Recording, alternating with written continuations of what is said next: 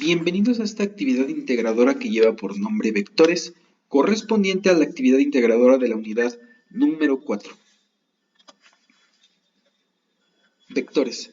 Un vector es un objeto matemático que tiene tanto magnitud como dirección.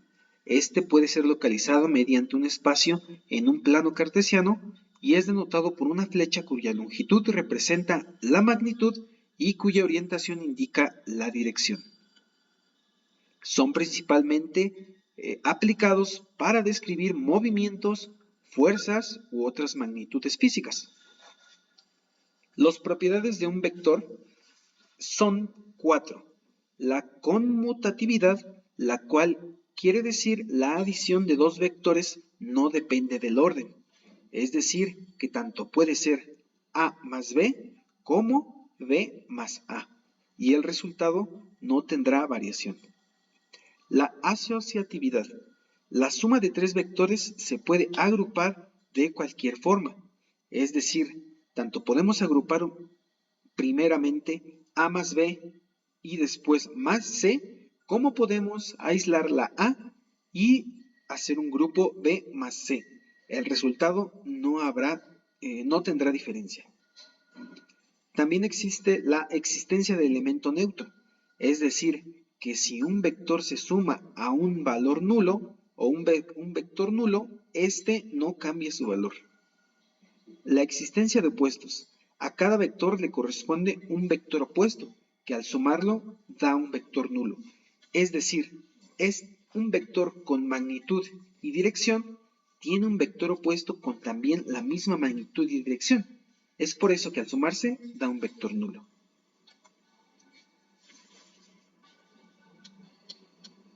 La adición de vectores. La adición o suma de vectores consiste en combinar dos vectores para obtener uno nuevo. Existen dos formas para poder hacer esta sumatoria, la cual es el método del paralelogramo o el método de la cola y la punta, donde se conectan el segundo vector con el extremo donde termina el primero, y este vector resultante es la línea que va trazada desde el origen al extremo del segundo vector, como podemos observarlo en esta imagen.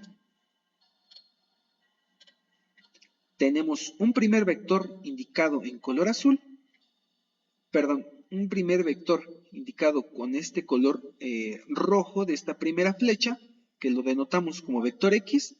Después de esta terminación del primer vector, tenemos otro vector Y y a la cabeza. Entonces, el principio del primer vector trazado hacia la cabeza del segundo, tenemos un vector resultante, la cual es la suma de los vectores. En cuanto a la resta de los vectores, podemos hacerlo como bien comentábamos en las propiedades, que es la adición del vector opuesto. Es decir, para restar el vector B del vector A, como lo mostramos en la imagen, podemos denotarlo como A más menos B.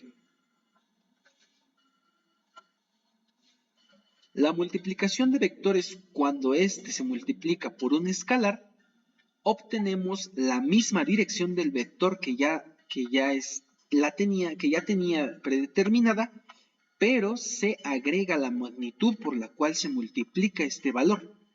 Es decir, tenemos un vector A y es multiplicado por un escalar, es decir, por un valor 3, y obtenemos la misma dirección, pero 3 veces esa magnitud, como lo podemos observar en la imagen.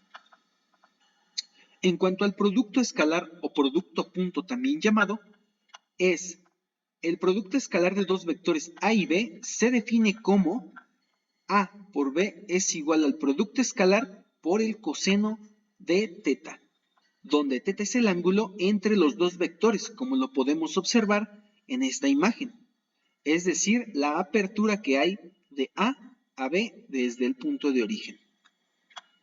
El producto escalar es un número real y se utiliza para calcular la magnitud de la proyección de un vector sobre otro, así como la determinación de la ortogonalidad de los vectores. Gracias.